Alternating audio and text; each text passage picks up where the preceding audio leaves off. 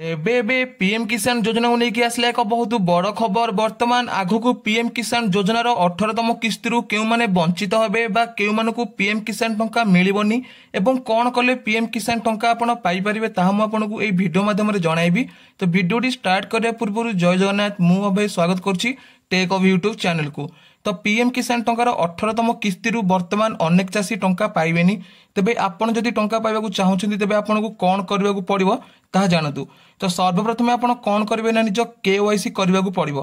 KYC करबा पई आपण निकटस्थ जनसेवा केंद्र को निकट को जाई निजर केवाईसी आपनको बैंक खाता रे निजर आधार कार्ड टी को लिंक करबाकु पड़िबो। जदि आपण निज बैंक खाता रे निजर आधार कार्ड टी को लिंक करना हेती तेबे आपण एबे ही जाई बैंक को निजर आधार कार्ड टी को निज बैंक खाता रे लिंक करे दियंतु। तेबे निजर आधार कार्ड टी को बैंक खाता रे लिंक करया पई आपनको गोटे फॉर्म टे मात्र फिलअप करयाको पड़िबो।